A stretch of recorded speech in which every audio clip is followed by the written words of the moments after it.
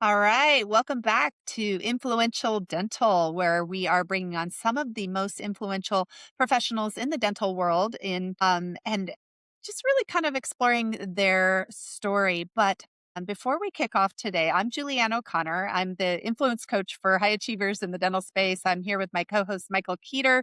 And I'll let everyone introduce themselves. But today we're kind of going outside the scope of our usual guests, and we have somebody who's not specific to dental, but I know you guys are going to absolutely love him, and you'll learn why here in a few minutes. But he is a regular contributor to Psychology Today. He has been on everything from what Insider Edition to Fox News to whatever, like you've been all over the globe. And he is fun and candid, and you're going to love him. Michael Keeter, thanks so much for being here with me as always. And Julia, thank you very much for being here and very excited for our guests as well. And you can get into a little bit more that we personally met Dr. Matt, went to an amazing course in Denver and met him. And once you get through this episode, your might just look forward to our conversation. So I'm as equally as excited as you and not only to talk to one-on-one again, but to share this with our audience. So great to be here. Appreciate you both for having me on. Thank you so much. I do appreciate that. We're so excited. Okay, so let's get real here for a second. So first of all, you have a master's, you have a PhD, you're as far as being schooled, you're definitely you have all the credentials under the sun. The credentials go on, but you have tremendous amount of history in this, in this world doing stuff that has to do with mindset. I'm going to say that and then we're going to get clear on what that really looks like and what that really is and means. And one of the things you guys always say and I love is that there's no coincidences, right? That there's only synchronicities. And I love that. So the fact that you said yes after we took this NLP course with you, right? And knowing that you get these kinds of requests all the time and you have to say no to things. First of all, it's an honor. Thank you for being here. And why the heck did you say yes to dental and being on our podcast? I said yes for two reasons. So first of all, for all of you watching, I'm not a dentist. I have, a doctorate, but obviously not a dentist. But oddly enough, I did get a dental cleaning just 2 days ago. So I do believe in dentistry. And I actually went and got my teeth cleaned. Yeah, thank God. I tongue scrape everything. I do it in the right order. And my wife's two closest friends from, I don't know, like 20 something years ago, I go and see them. And so she has a very close relationship to dentists. I was very close to a dentist named Steve Uchida, and he had his own practice in Honolulu. He ended up taking a prac training with me, like the two of you did. And when my dentist moved and it was no longer easy to get to him, I went to Steve. He was already my student, and I never know what it's like to be a dentist. I can never claim that, and just getting to stay not just in close relationship with Steve, Dr. Uchida, and with what he was going through and what people in his practice were going through, it kind of threw me back because I don't think the average human being understands the things that people go through in any given industry. I've trained massage therapists, chiropractors, dentists, and there's a lot of issues that people deal with based on the industry that they're in. And Steve ended up sending everyone in his practice through my trainings to help with their mindset. Because if you truly want to be helping other individuals, and we're all in that industry, whether you're a dentist helping with teeth, whether you're a person like me helping with mindset, we're wanting to help others. If we don't know how to help ourselves, then it's hard to help other people. And so I said yes to both of you, not because of your connection to dentistry, because of how you both showed up from an energetic perspective. And I just went, yeah, this makes sense to talk about it. I've never done this before. I've never been on an interview that's specifically focused on that. And yet there is a mindset thing to every industry. I think there's a big one to dentistry that a lot of people don't. This industry specifically, if you've talked with your friend, you're probably aware of some of those issues. And it's just now becoming common that people are speaking about some of the things like burnout, some of the things around Mhm. the topic of suicide. And Mike and I have had friends who have, killed themselves in this industry, and people who are very, very successful, high achievers that you would never have known were suffering behind the scenes. And it's a very fascinating kind of different space. And I'm surprised right now that more people have not come out with some sort of insights as to why that is, right? In terms of, some of that. But because you've dealt with people, human beings, and you understand generally, these traumas and all the things that everybody's carrying around, right? But then you see how an industry has an effect. Why do you think that there might be something that trends by industry versus just humans?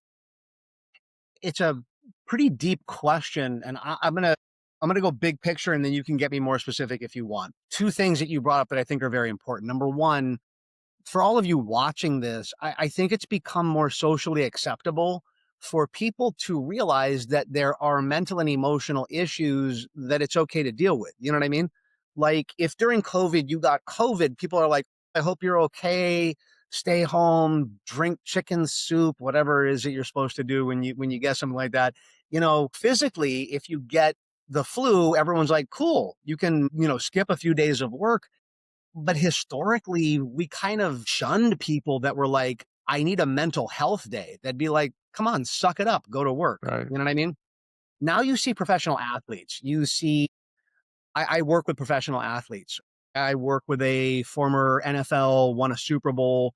And even he was kind of having to transition. He's like, you're a professional athlete, you do the interview, and he's like, these new athletes that are like, I need a mental health break, or I opted out of this next tournament because my mind wasn't right. I'm like, but that's a good thing.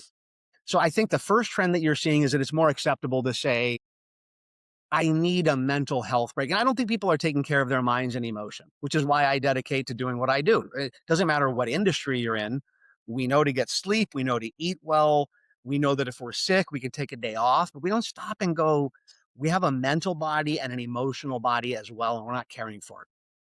Every industry has its own backgrounds, baggage. So I think people go into an industry and they have their own baggage.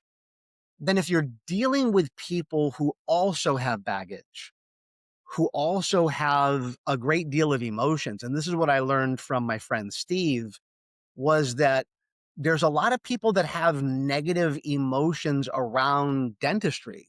I think that Right. I think that people that dentists are working with are bringing baggage, and yet nothing in dentistry teaches you how do you deal with that, let alone how do you deal with it with yourself. So I'm a doctor of psychology, and psychology 101, Julianne, psychology 101. When you start working with people, you need to then be working with someone because you're going to be dealing with people's stuff. And so you better have someone helping you deal with your stuff because you just heard someone share with you that their partner cheated on them. Who do you go to? And dentistry doesn't have that. It didn't when I was close with Steve. Granted, I've moved away from the island. He's on Oahu. I'm on the Big Island. So I don't know if that's still the case. But as a doctor of psychology, we were taught get someone to work with. Dentists aren't. He said that to me. He said, Yes. people don't realize we're dealing with individuals in a chair who are going through massive emotions out of fear, out of their mouth being open. There's so much anxiety, even phobias around it. And we don't have anyone to go, I just had the worst day and all I was trying to do was clean someone's teeth. Correct. And Right. really quickly, so Mike, you have to just kind of tell our listeners about your experience of. So just for the record, okay. So I drug Mike to this NLP course. Like basically, he's like, "What is this thing?" And he's like, "My wife is asking, what is this thing?" And I was like, "You just trust me. You're going." I sought out the original of the originals, and that's who we're going to, and that's Dr. Matt. And And I'm that like, is and that is true, Dr. Matt. She did a lot of research, and you were chosen for us with your company NLP.com and Empowerment Incorporated. But it is true. She sought you out specifically for your background and you as a person, and I am eternally grateful that she did. And Joanne, yeah, thank so you. Please just continue tell the story. you just have to share a couple of tidbits. Like there's so much that happened at that course. First of all, for our listeners, let me just tell you, Mike and I are not the same human beings that we were the day we walked in the door. Okay, we are not. And we're forever transformed in a way that is so empowering and so positive. But the stories that we have to share about that, we'll keep them short, but it was an incredible experience. But Mike, share just a little bit about your experience from taking this course with Dr. Matt so people have an understanding of how different we are today because of it. Yeah, it is amazing. Yeah, and first, before going, Dr. Matt, I'd like your perspective as well because you chose me as much as I chose you. So I'd like to hear your perspective about how that all worked out. But the long story short is, Jillian invited me to this course with Dr. Matt, neuro linguistic programming, mindset, and I just went in with an open heart and mind, and it was transformational, and listened, and was very fortunate that I was participative, and I would recommend anyone that goes to and recommend Dr. Matt's courses, and we can talk about that at the end of the program. But highly recommend it and to also participate. And not only when you go to our course and things we do, but be an active participation in your learning and in your transformation. Because if you're not, you'll lose out. So, long story short, we are telling different experiences and so on. And Dr. Matt, you can talk from a clinical view because I won't get into that. But what had happened, long story short, is funny, is some things that we were going through that we'd like to give up, me wanting to be better in my mind, spirit, also my health. And one of the things that I had an issue with is ice cream, and in particular, Rocky Road ice cream. And Dr. Matt asked me, he's like, Mike, do you really want to give up this? And I said, yes. And I'll fast forward that it literally blew my mind that I went up on stage. We asked some questions. We had a great interaction. And Mike doesn't really unbeknownst know what happened to him, by the way. well, I don't, and what's amazing is, one of his team members went out and actually purchased some Rocky Road ice cream, and as I went through my transformation to give that up, not only for my health, but because it was the right thing to do, they brought that upstage, and I was literally repulsed by it. Any other time, I would have grabbed it, ate the whole, carton probably, but the fact is that what Dr. Matt teaches through his programming and what I learned and taught is that I have the power within me to be an active participant in my health, mind, body, and spirit. And it worked. And I'm not to say I've given up completely, but you know what, Dr. Matt? It's since our course a few months ago. I think I haven't had Rocky Road at all first, but I've maybe had ice cream twice That's and a awesome. small amount. This is huge, and then Julianne has a thing as well. So thank you, Dr. Matt, for that.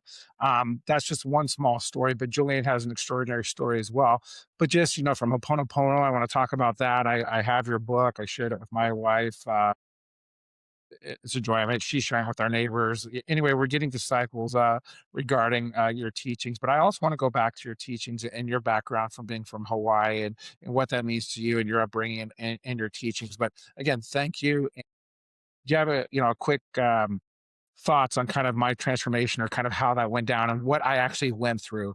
Because I'm still not sure exactly what happened. He has no idea. All we knew is that it would be better that he give up ice cream than eat it, binge eat it all the time, unquestionably. And guess what? He walked away from that day in a 5-minute session with completely giving up an addiction. You guys got to understand this was like a severe addiction, to not to get really vulnerable, but it was. And, and I gave up one too. And so that's impressive. So I'll let you answer, Mike, now. I'm sorry. I know. No, it's. I remember that you were the demo. I absolutely Yes, I do. was. Yeah, and we do our best to get. I don't think it was the exact brand that you liked, but it was at least still Rocky Yeah, Road. And it was. yeah, those of you who are watching, the general public out there, unfortunately, wants to believe that you can't alter programming. Like, I like ice cream. There's nothing I can do about it. I've dedicated my life. My dad got into this industry. I learned from early thought leaders like Tony Robbins in the 80s when his room only had 100 people in it, the people that created the stuff that I teach as a kid. I know I'm younger than the people that are around my same level of knowledge, skill, and time involved in the industry, but that's because I got into it when I was 12. And what you experienced is what we teach is getting into the programming. Like, we literally, through science, through research, the research that I've done, that my students have done, I love teaching in this day and age because we have so much research to show that we can get into the programming. Let's use an example of an extreme of what you went through. So, Mike, what you got to experience is changing the submodalities. And for those of you watching this, that's a fancy way of saying the programming code within the unconscious mind, the subconscious. There was a study done, I think it was at University of Tennessee. I cite it when I'm teaching the class. You got to hear it when you were sitting there in the audience. That was done with people who have very disturbing memories, very disturbing thoughts that come up when they get into a certain situation. And the technique that worked best was NLP, submodality change work, and it reduced their feeling how extreme the response was to it. And when I was like just beginning to think about how I'm going to be on this show and what I'm going to share. I was hoping, Mike, that you would share that you're not eating Rocky Road. And thank God, it Oh, would have been a nice. really letdown if you're like, yeah, I'm back to eating it and I'm binging on it. I'd have been No, like, no, well, you let me off the show now, man. no, not at all. And Julian can share her story because she's given up coffee, which is hers, and also it really helped her when it can't comes to being claustrophobic, and she can share her own story. But your teachings, and it is science, and it works. And so again, you have the power.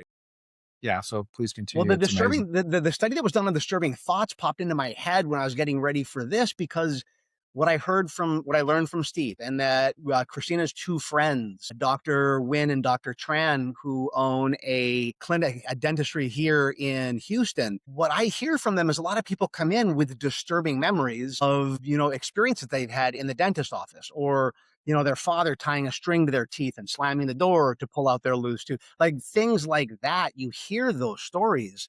And I thought, similar to an old hypnotherapist named Dave Ellman. Dave Ellman works specifically in pain control and dentistry to help people reduce their anxiety around it. And I thought one of the huge benefits of NLP is really helping with anxiety. Mike, Julianne, you got the post study that we do after the training. And one of it is called perceptual positions, where you alter the mindset of a specific experience, which is what they did at the University of Tennessee. And if you just dissociate from something, you reduce the emotional response to it. And I think medical doctors, dentists, they get into the business because they want to help people. And if you can help someone reduce their anxiety around the treatment, whatever it is, you're able to actually then help them. And the tools are so simple. I mean, like what you both shared, Mike, I think you were up on stage with me for about 5 minutes, and something that you would have binged on, you've had twice in like, what is it, 4 or 5 months since I've seen you, somewhere around Yeah. there. Right. Yeah, I just amazing. And that's so when I was prepping for this, I was like, man, just some simple tool like that. Hey, while you're sitting in the chair waiting for this, watch a video or hey, do this mindset thing. And without even knowing what happened, like what you said, Mike, you don't even know what happened to you. Without even knowing what happened, a person's going to be less anxious in the chair. And I, that I think that reduces your stress as a dentist. yeah, you know what? It's so fascinating. First of all, because I private coach high achievers in the space. It's interesting, and I tend to have a lot of similar sort of backgrounds of people who are coming to me. It's really interesting, like what creates a high achiever? Why is somebody a high achiever? Why are they wired on overdrive? As an example, right? It's a mindset play, right?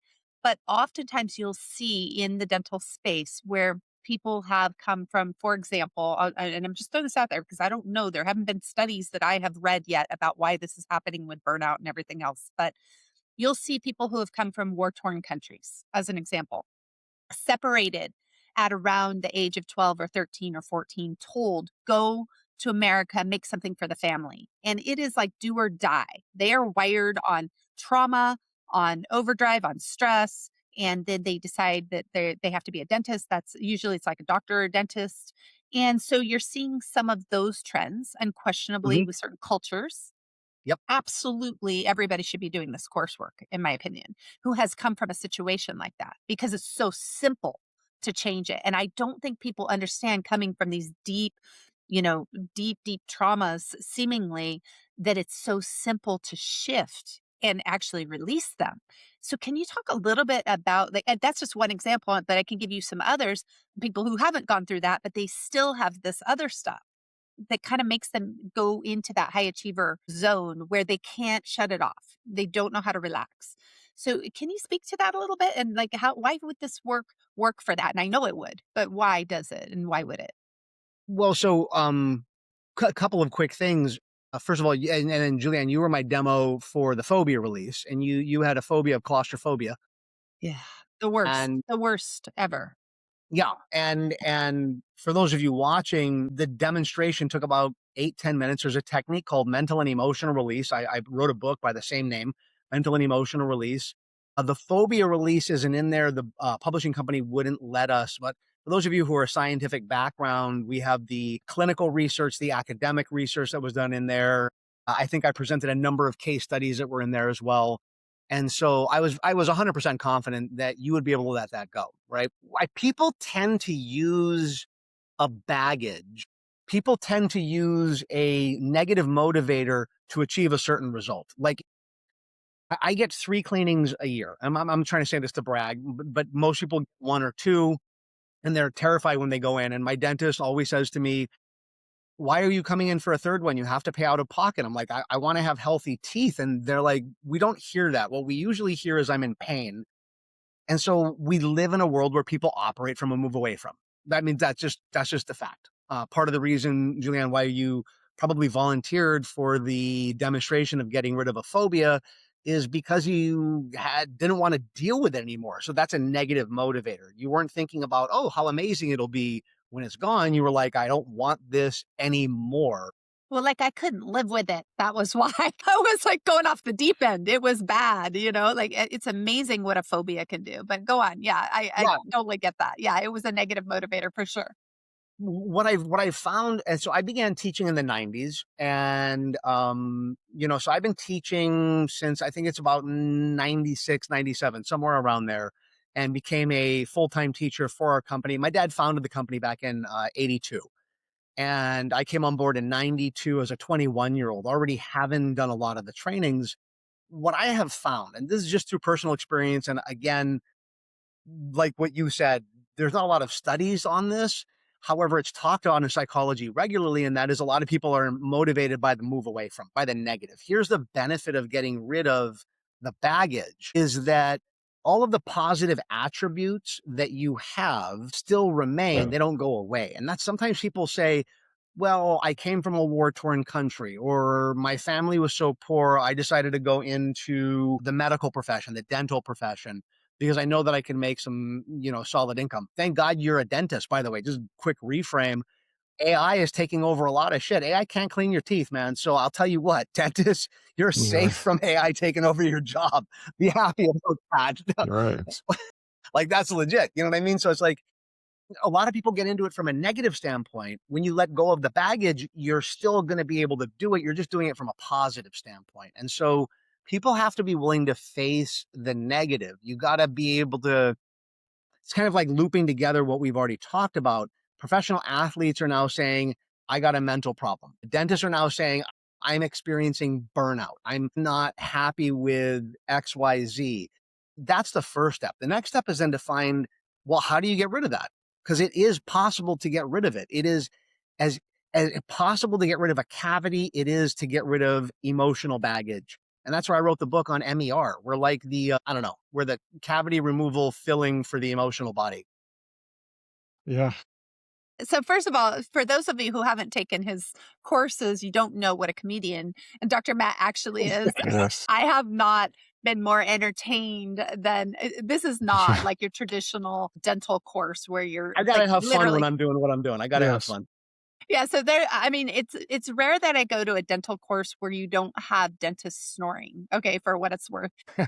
In the course, not kidding. While they're even teaching about sleep, Uh, you will not fall asleep in Dr. Matt's course is what I'm saying. But that said, one of the things that comes up and thing that you said about, people are kind of wired, and that they don't lose the negative side. they don't lose the positive. I mean, sorry, don't lose the Yes. positive. Yeah, they don't lose the positive stuff. So they can still Yeah, be high achievers, in other words, as an correct. example, and let go of some of this other stuff. Because I've gotten that question where what happens if I'm not motivated anymore? You're no, no, no. You're more motivated and you're more fulfilled.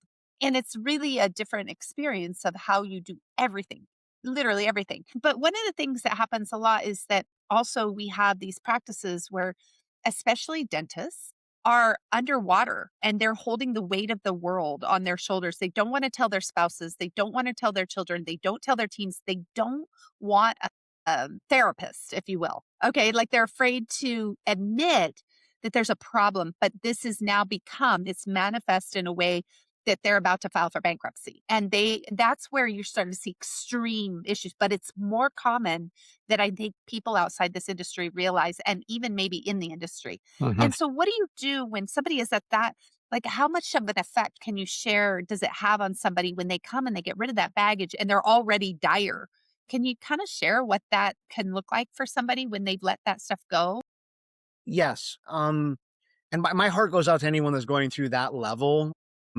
Truly, I've had ups and downs in business, and I was the chairman of a board for a K through 12 school. I didn't personally own it, but we had to shut it down during the '08 market crash because it impacted education like I've never seen before. And I had to, as the chairman of the board, be the one to inform 120 kids, two of them being my own and families that were part of our community that the school's shutting down. And so I've seen the ups and downs with that. When you have baggage, you take action based on the baggage, and that is problematic. I'm not speaking as a doctor, I'm speaking as a human being. When you're angry and you lash out, when you're fearful and you back off on something and you don't take appropriate positive action. Negative motivators will get you so far. But the problem is that once you don't feel the negative motivator anymore or you become numb, you're no longer motivated. So I say this from my heart, and this isn't true for everybody. This is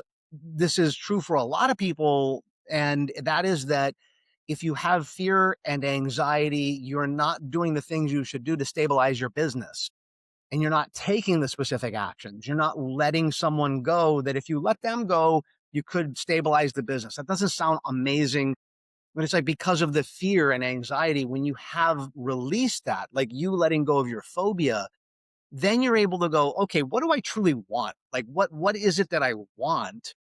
And the beauty of, like, for you, Julianne, I didn't have to explore what created the phobia. I didn't have to explore every experience that you had with claustrophobia. I asked you a couple of quick questions. The study that we did in Jamaica were with at-risk youth, kids that were in gangs that had been severely abused by family members, and we didn't have to ask them any questions whatsoever. It's in my book, MER, Mental and Emotional Release, where it talks about it, and the kids literally said, during the process, they're like, I don't have to talk about how abusive my dad was. And we're like, no, you can let go of your fear and anxiety without talking about it. And as the two of you learned in the training, once you're free of the baggage, now you can set a goal. What do you want to do? How do you want to write the course for your company? How do you want to handle the finances that you're dealing with? All of that. And that's why I'm a big believer in helping people let go of their baggage. I mean, Michael, eating Rocky Road wasn't baggage. However, you're more empowered because you know you have control over food. Julianne, right now you're not in a box, and the claustrophobia that you used to have isn't going to impede you. But being free of it, you're able to actually achieve more. When you're free of your baggage, it's like it's like you're carrying a sack of bricks. You let it go, you can move faster down the path easily. I mean, Yep.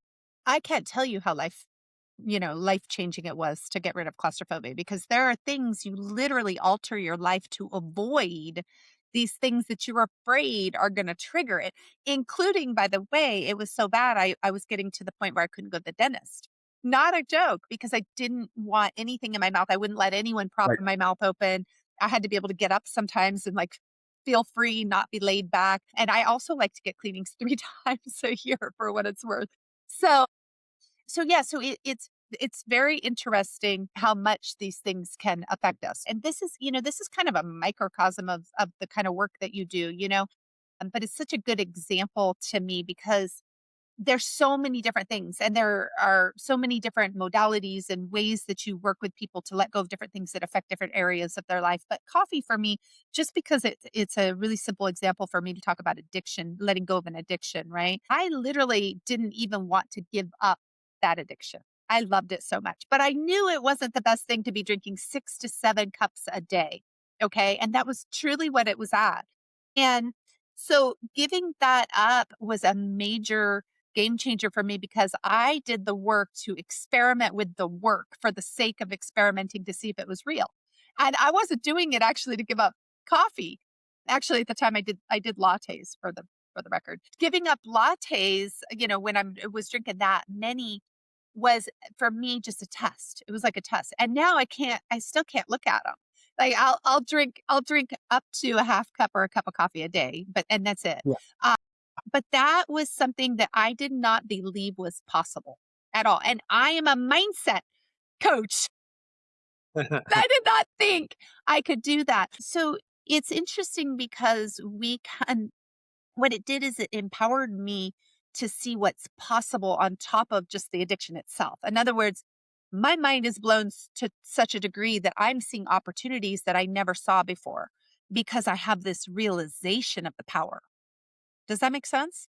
It does, and there's 2 major techniques that you learn in the NLP training, which both of you know, and it's on day 3 where we teach people how to give up something that they like a food. We build up to beliefs, which is very helpful, and then the other one is a swish pattern, right? Weird name, never mind the name of it, but it helps you to give up behaviors, and that's another thing that, my friend Steve, Dr. Uchida, he sent a lot of the people in his dentistry, he sent them to our trainings to learn communication skills.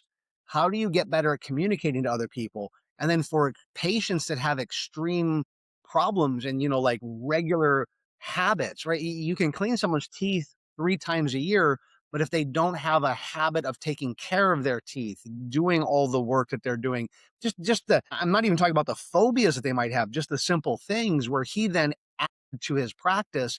Hey, do you actually want to give up drinking sodas? My wife's 2 friends looked at her teeth and said, look, your enamel's getting a little bit weak. You should stop drinking bubbly water. We don't Hmm. drink soda in this house.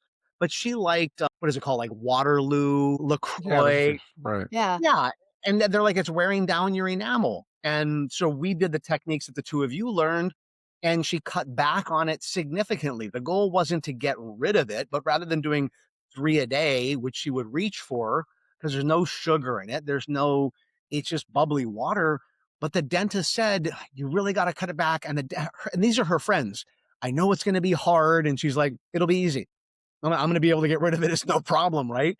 Because if you do these things, now if you take that and then look at it from a baggage perspective, the baggage, and then now putting it back on the dentist, the professionals that you teach, that you reach out to, if they're not dealing with their baggage, it's hard to help other people. That's true in every industry. That's not just about dentistry. It's true in every industry. You got to be able to deal with your baggage. The 2 of you are more congruent because in different ways you dealt with your programming, shifted Right. it, and now you can be more congruent and look at someone else, Julianne, as a mindset coach, go, well, yeah, I gave up coffee, so you can give this up. I let go of a phobia, so you can do it. Come on, man. Yeah, and what you'd said, and Julianne said, doctor, and what your company is, right, is Empowerment Inc., and you as the owner and founder, and you have some of your books and going on NLP.com. And I want to get into that a little bit more because you have written many books. I've read a couple of them, and one of them I do want to talk about a little bit more. But to go back to what I said earlier about your heritage, what it means your teachings, because it was very unique and you're very proud of it. And I have learned a lot. I have a lot of friends in the islands as well. Julianne, we know some common people that she's gone to the islands and actually coached and trains with from a company I used to work with. But tell us a little bit about just what that means to you, the teachings of Hawaii, and what you bring into all of your teachings, your books, and everything else. And then maybe on the back end of it, talk about one of the books that I have as well. Ho'oponopono, and kind of the teachings of what that means to you and what that means to me because I have read that a few times. Well, first of all, full disclosure, and those of you who are watching, you'll recognize this. Those of you who aren't, I'm white. I'm 100% white. I did grow up in Hawaii, and I got to learn from elders that learned from people that were practicing in the ancient times. In Hawaii, we have something very unique there, which is that in other indigenous cultures, there was an interruption, in Native American 400 years, in some areas of South America, in Europe, you can get up into 1,000 years of interruption of the old practices and the new. And the unique thing about the Hawaiian culture is they have a lot of the journals that the first Westerners would write in when they came to Hawaii. And what they wrote in the journals is they found a group of people that were devoid of major mental, emotional, and physiological disease. It's not that bad things didn't happen. It's that they had a system to learn how to deal with it. And so I grew up in this culture of energy is real. We would talk about energy being real, what kind of energy you bring in, practical use on this. If you're working with someone one-on-one, whether that's coaching, Julianne, like you do, dentistry, and you're not grounded, they're not going to be able to become grounded. So if you have someone in the chair that's freaking out and you freak out, they're going to freak out more. You know what I mean? It's like that's energy though. Grounding is energy, mindset, emotion. And one of the big ones, Michael, that you brought up is Ho'oponopono, the forgiveness technique. And what I found that people who are in, I'm going to go big picture, people that are in the healthcare industry, and healthcare is energetic care, mental, emotional, and physical, like dentistry, that we connect with our patients, that we have a empathy, a vested interest in their results. I own no stock in the company that I'm about to say. I'm giving this as an example. The woman who cleans my teeth, her name's Shauna. I get a plaque buildup, which is pretty significant. I've had previous people say it's the enzymes in your saliva. Who cares? But I mean, like, they got to scrape away at my bottom teeth. I switched to marine biology based toothpaste called OLAS, OLAS, and use it as a mouthwash. And my the dentist came in and the woman who cleaned my teeth, they were like, that's a huge shift. It's like they actually cared. You know what I mean? They cared. They're like, what does this brand show us? And they went on. And I'm like, I'm not going to get any kickback if you buy this stuff. It's like, but they actually cared and we care. And when I saw that, I was like, that's kind of cool. They actually cared that I didn't have as much plaque buildup and that can impact my gums and all the other things that it can do that I think we care. And Ho'oponopono is a way of disconnecting because you got to take care of you. You still care about the people that you're around. Ho'oponopono is a forgiveness process, but a lot of people think of it as a forgiveness, as in something wrong has happened. I've worked with massage therapists, psychiatrists, psychologists, dentists, as I've shared, and we get connected to the people that we're working with. The technique helps you to reboot. And I think a lot of people in this industry, the industry of healthcare, helping other people on whatever level it is, they don't have a way of disconnecting. Just my book, Ho'oponopono, clearly explains how to do it. There's a free recording of it on our app. I think you just type in Dr. Matt on any app platform. There's a free recording of it. Because I really do believe that if people learned how to disconnect, it would allow them a reboot, Michael. That's what you're talking Yeah. about. It's not just forgiveness as in someone wronged you. I have multiple people. I've trained so many clinicians in so many different fields, and they credit Ho'oponopono to allowing them to disconnect, sleep better at night, and to kind of approach each patient in a new way, like a pilot approaches turbulence. You know what I mean? Like a pilot doesn't freak out, oh shit, turbulence again. They go, my God, this always happens to me, but we got to be able to disconnect. Yeah. I want to throw in, so, and one of the issues that dentists tend to have, and this is recurring, is that they have oftentimes more problems actually managing their teams, right? Mm. So it's interesting. A lot of them love serving their patients, and they cannot stand managing people. Can we apply like how this might make sense for them managing their own teams? And what would that look like if somebody took an NLP course as an example and, how could they use that? I absolutely know that it's powerful, but maybe just coming from your words, like what could that look like? Well, the three of us have been talking a lot about, so the course is 4 days, as the two of you know. And a lot of what we've been talking about is what happens on day 3 and day 4. How do you get into the programming?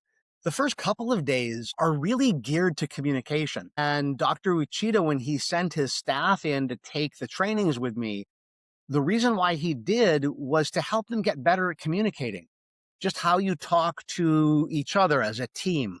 You learn rapport on day 1, rapport that from studies that were done. Wood in 2006 did a study that NLP based rapport helps to increase trust.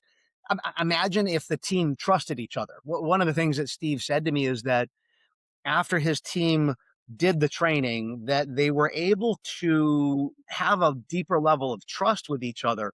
And they learned that they communicated differently. On day 2, the two of you learned a process called hierarchy of ideas. People can have misfires with communication because one person's big picture, the other one's detail. They don't even know how to communicate with each other.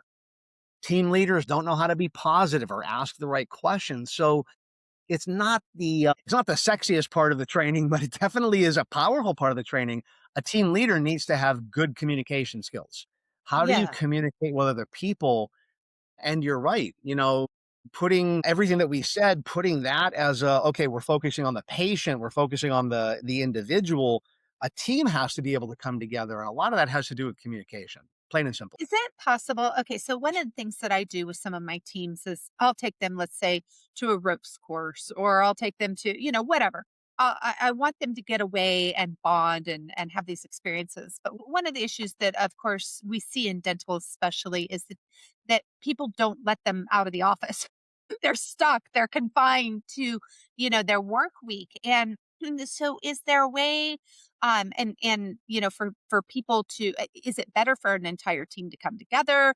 Could they come, one at a time? Like how would you recommend when you have people who are kind of constrained by the time, if you have a 4-day course and they can get away sometimes Thursday, Friday, Saturday, or any words of advice? I'm sure you get this where people complain the number one thing that they think they can get away with for an excuse is I don't have time, right?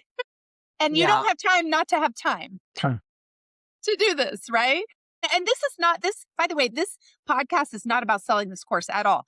It is yeah, literally about how transformational this work is. It's so powerful and we've only scratched the surface. And that's the thing that's so incredible. Well, Julianne, what you're saying, whether it's a 4-day course or to pick up a book or to do read a a book. seven Yep. minute or your Ho'oponopono 7 minute, I downloaded it and it's 7 minutes. And if you can't get a free Ho'oponopono, 7-minute course that's free off your website, then what can you do? But the fact is, you need to invest in yourself and to invest in others. And this was the one of the best 4 days I've had, and it has transformed my life. So you spend the time, you spend the effort, but I guess you're the only person that knows that. So I guess to piggyback on what Julianne said, I mean, there's ways to make time and find time, like, whether it's through reading, whether it's through, different modalities, I guess. I would agree. This zero to do with the course, whether you take it or not, that's not the point. It's, are you looking to improve yourself? Are you looking to add value to you? And a lot of professionals, and this may be true because you brought up the team issues, the financial issues that people have within the dentist industry, which with AI, I have a couple clients that are facing down. One of mine is in investments. One of my clients is in investments and AI. Obviously, there's all these reports coming out that, China built an AI that can earn you X percentage every month. He's like, I couldn't do that. I haven't even had a month like that. And so I'm dealing with people that are looking at this stuff. And here's what I say to my clients. Here's what I say to my kids. My daughter is at University of Pittsburgh becoming a doctor of developmental psychology. And I say to her, if you don't find the time for you, how do you expect to help anybody else? I mean, like if you can't even find the time to read a book, Michael, you brought up a really important point. Then you're less congruent when you tell the person in your chair, you got to take the time to floss. But it takes so long. But if you can't get yourself to do it, how can you get someone else to do it? So I'm a big fan of look in the mirror first, handle you. We were in Austin, we Yeah. were running an event, and our master level class, you think 4 days is long, our master level class is 2 weeks. And the guy on stage, my old former co-trainer, Dr. John, he looks out at the room and he's like, blah, blah, blah, 14 days. And this guy in the front row goes, 14 days. Long story short, he was a Keller Williams real estate agent. He's like, real estate agents don't have 14 days. The guy across the row from him was in Gary's 100. Gary Keller, the creator of Keller Williams, has his top 100 producing agents. And when you're in Gary's 100, that means of the 250,000 real estate agents, you're a top 100 producing agent. And his last mastermind group, he decided to do a poll, and he asked his top producing agents, how many days out of the year do you take for time off, personal growth and development, or you adding to your knowledge, and you do zero real estate? Now, by the way, adding to your knowledge could be learning more about real estate, but you're not selling a home, answering a phone call. And the average was 92.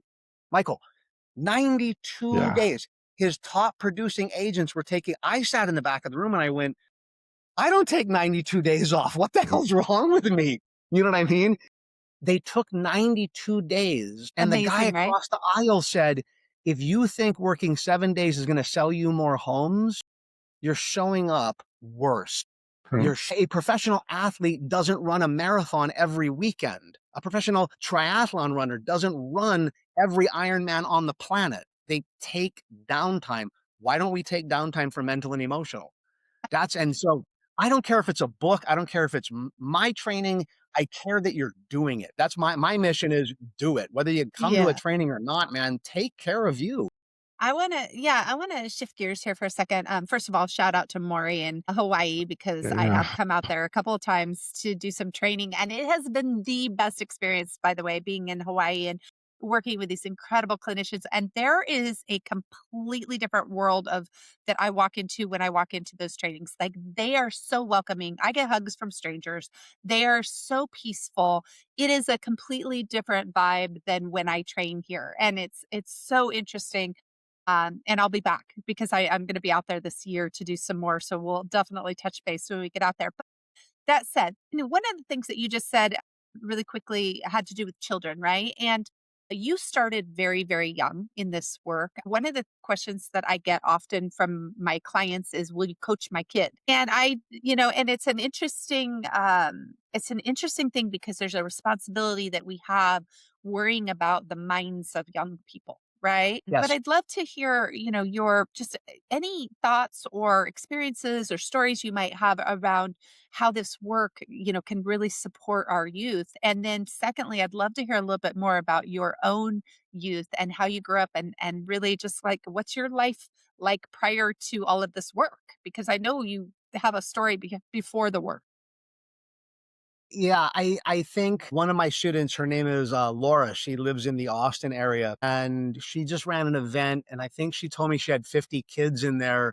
Her whole mission, she's 19 now, and her whole mission is to help kids get into the programming earlier so that they don't become adults and believe the programming is quote unquote real. Those are her words. She did our trainings at a very early age. She's done our Huna workshop, the more spiritual one that we do on the Big Island. She's done all of the different levels of NLP. And she literally goes around the world now. And she's actually, as a 19-year-old, brought into different organizations. And her mission is to help kids overcome the programming because kids want to believe that it's possible to overcome it. And when you become an adult and you start, I don't like conspiracy theories. I don't give a care. I don't care at all about conspiracy theories. Man, we do live in a world that goes, that's the problem that you have, then you're always going to have it. And so I don't subscribe to that. I think getting this in an early age, you really get locked in. Julianne, I looked at you and I went, if you want to give up this phobia, it's going to be gone. It's not a question of if, it's how long do I need on stage? Michael, you think you're addicted to Rocky Road? Dude, come up here. If you want to let it go, you got to want to let it. And I think that once you want to, then it's easy to let it go. And really quickly, I have to chime in on the claustrophobia. You guys, if you're listening to this and you can't see this, I got to just tell you, and or if you're watching this, when when you brought me up on stage to get rid of claustrophobia, I had it so bad that literally if I imagined it at night, I would have a panic attack so bad I'd have to go outside practically naked to get like air. Like I couldn't breathe. And so when you brought me on stage, you asked me after you did the process, do you want to test it? And the first thing that came to mind was that you're going to bring a like black bag and put it over my head. And I'm not kidding when I tell you that if I had ever imagined that before, I would have literally melted down. And I imagined it and I said yes, thinking that that was what you were going to do to me. And I was just like, yeah, like absolutely. I have no problem anymore. And then you took me to the back of this room and put me in this long, deep, dark, narrow like hall thing that was closed in and Yeah. put the whole class up against me and Yeah. Yeah. closed me in there. And Yeah. I was fine, and it I was was right next to you. It cra was so fun. it Yeah. was instant. So now that's extremist, right? But then I look at and Mike and I work with, foster youth. We're actually doing some planning around helping children who've been through some of the stuff that you were talking about earlier, some extreme situations, and we absolutely wanna incorporate this type of stuff into their lives as we kind of Yes. plan to really give back and support in that area. But let me ask you, you didn't come up under like extremist situations. You came up with people who did this work already, right? Like you grew up in an environment where there was some of this, but it doesn't mean you weren't traumatized by other things. What is that like? What's that mix? And how, what was your upbringing? I don't share this a lot, Julianne, but I mean, I can't remember if I taught this section at your training, but there was a lot of racial anger towards white kids in Hawaii growing up. a derogatory term called haole. I was one of two white kids. In fourth grade, I got beat up for being a white kid. There was a lot of anger in the 70s towards the overthrow of the Hawaiian kingdom. I don't mean this offensively. My mom is not married to him anymore. I had a very abusive stepfather, physically abusive. And so everyone always goes, "Oh, you grew up in the house of NLP. You walked on fire when you were 11. Your whole life must have been hunky dory." No, I credit these teachings. I never wanted to have kids because of what I went through. I have two. I have a son and a daughter, and we're close. And my son is a part of the company. Please forgive me. I can't remember. Was he there in Denver? Mandy was there with me in Denver. I Yeah. don't think Ethan was there. No, he was in Chicago, I believe, and his He was in fiancée, I Chicago with believe, was Pearl. there. Yeah, Yeah. that's right. And my son is 26, and people always come up to him and go, "My God, you grew up in this household. It must have been so amazing." He's like, "My parents split up when I was very young, and I don't remember them together. And he also had an abusive stepfather." And he goes, "I have a funny joke." He's got my sense of humor, Julianne. Michael, he's got my sense of humor. He goes, "All of you just need my dad for a 4-day training. I needed to be his son in this lifetime because I was so screwed up. I needed him 24/7." No, I mean, so everyone goes through stuff. You know what I mean? Everyone goes through ups and downs in their life. I had to shut down a school in front of 120 kids. We've all gone through things. I've gone through a breakup. You know what I mean? Downturns in the economy. 2008 put my company up against the risk of being gone. COVID.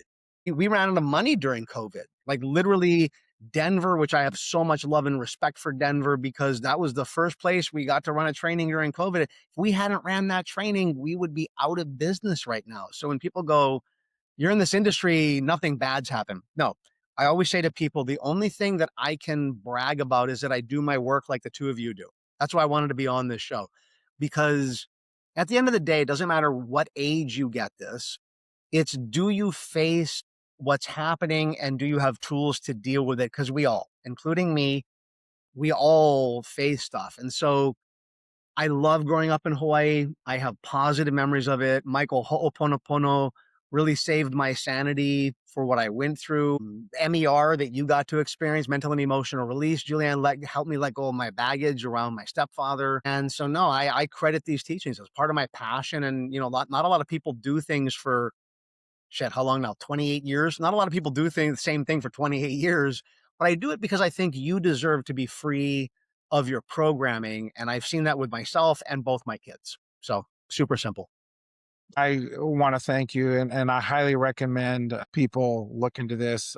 Check it out, NLP.com, drmatt.com. Pick up a book or do some of the free on Ho'oponopono. But you're right, it is taking back, your life or ownership of your baggage and what's out there, and to be a positive influence. As we talked on many of our programs, why Julieanne and I got into business together, why we're doing our podcast, our magazine, our coaching and training. It truly is about uplifting others and providing that positive influence. And obviously you do that.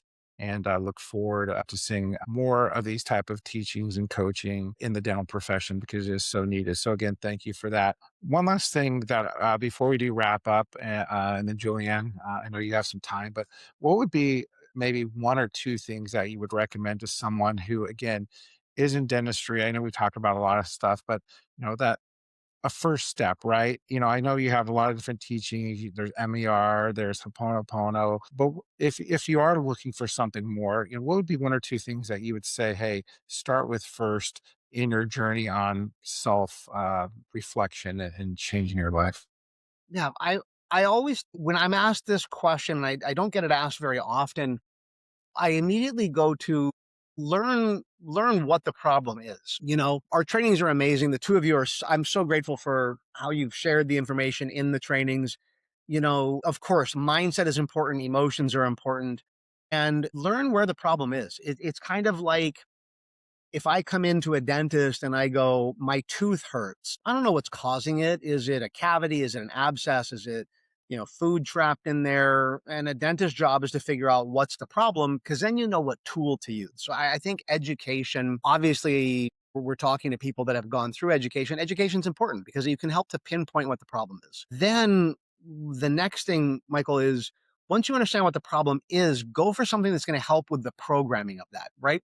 So from a physiological perspective, I have a torn labrum. So I saw a physiotherapist for it. I haven't decided if I'm going to do a surgery, other alternative approaches or whatnot. Right now, my shoulder's fine. I'm able to full range of motion. Everything's good. It's a minor tear. Things happen. I didn't do one of my techniques. I didn't do Ho'oponopono or MER. It's a torn labrum. So I knew I need to go see a joint bone and joint specialist for this. Okay. Once you do like going to, if you're going to go see a specialist, see someone's going to help you get to the deeper issue, the programming of it. Because if you don't, you're only handling surface level stuff. If you got a problem with a root in a tooth and all you keep doing is cleaning it and flossing it, the tooth is going to go dead. You know what I mean? So we in mental and emotional release techniques that we do, we're looking for the deeper issue. We're looking for the root. What is the root of the problem? And you got to find someone that can help you get into the programming. And I think what I've already shared and what I think is important is to be okay that you have a problem. If I was your patient and I came in and I said, I'm embarrassed, my tooth hurts. Why be embarrassed? My tooth hurts. Why not just say my tooth hurts? I'm here to solve it. If you got an emotional issue, be okay facing it. Be okay going, I got an emotional issue. I have a mental issue. My mind always goes in negative. Energetically, I feel ungrounded all the time. And what can I do to then solve it? But face it, be okay with it. We are in an industry of where we help people. We want our clients, we want our patients to go, here's the problem. You got to be okay saying there's a problem too. I've had to do that Yeah. with myself. Yeah, I love that. I really appreciate that. And, you know, I- it's amazing. First of all, that Mike went with me to this course and trusted me enough. That was a foundation of trust, right? The other thing that is we met Christina briefly before this recording, and what a wonderful human. She supports you. She's lovely. This is Dr. Matt's wife, and it, certainly Mike and I want to come back and do more work with you. But I always think about in so many cases in this industry, people are kind of isolated, right? They're isolating themselves even just from their own problems. They don't want to talk about it. Do you see where a lot of people are coming to this with their spouse, with their partners? Are they coming out alone to these courses? What do you see commonly, and how can we encourage people to? Because I feel like when you grow together, you grow so much faster and you bond so much tighter, and it's so incredible to do this work together. What are your thoughts on that? Well, I'm a big fan of couples doing it together. I also, my wife and I, we've been together for a while, got a couple of kids, and sometimes someone has to stay home. So I have couples that one comes to the training, then I meet the husband on the next one, and then I see the wife again, and the husband, and it's like kind of see them staggering through and whatnot. And then there are people that are able to do the training together. There was a couple in Dallas that stands out for me where they came to the training and they said, we're at the end of our relationship. We're kind of going, we're going all in here. And if it doesn't solve it, we're kind of done. And they end up going to our master level class, got to experience MER like you did, Julieanne, with a full breakthrough. And they're a happy, amazing couple. I hope to see them next time I'm up in Dallas. And that's not the true for everybody. Some people let go of their baggage and go, I'm done with the relationship. And you're right. I agree with you. If you got a business partner, if you have a life partner, a spouse, you want to be growing together. Christina is coaching, my wife is coaching, two people in real estate. She spent 10 years in executive marketing, 7 years in real estate. She's coaching a couple of real estate and she's coaching someone right now and her business partner isn't doing the work and it's putting a strain on the business relationship. So go bigger picture. It's any relationship you have. It's That's what super. I was gonna say. Yeah. I feel like, I feel like some of these doctors, they have, whatever, their front office manager or somebody who's really tight in helping them run the practice. I feel like it would be whether they stagger it or not. I feel like if they both did the work, it would be powerful and it Correct. would really change the game for them. Because Correct. then they would have a couple of people supporting the work. And, it's just unquestionably something about holding each other accountable. I know Mike and I did some work where it was like, it was just this reprogramming of even the stories we tell ourselves, right? And so when we start to go negative, like one or the other of us will be like, "Oh, what story is that? The story you're telling yourself? Is that empowering you?" We give each other a lot of shit. Pardon the expression, but No, that's but it perfect. That's perfect. Right. but because we both know it, we both know that we can't give pushback to that. We're like, you're right. I'm doing this to myself, you know? So there's something really phenomenal about that. I can't tell you. I was laughing, Mike, just now because I was saying, and we just did this. We got this like outtake of the podcast, and it was just like us, everybody on every guest saying over and over and over again. And it was like the funniest outtake I've ever seen, but I hear myself saying it now. So there you have it. I am so grateful to have had you on this podcast today. I cannot begin to tell you how meaningful this is that you showed up and that you were willing to be here with us today. I absolutely am convinced that if there's anyone listening and they want to do this work, it is life changing completely in a powerful, positive way. I would love for you to share where people can find you on social media. I know that they can find you on the app and some of that, but what are some of the places that they can look for you and how can they follow you in this work? Easiest website is NLP.com, NLP, empowermentinc.com, or like Michael said earlier, drmatt.com.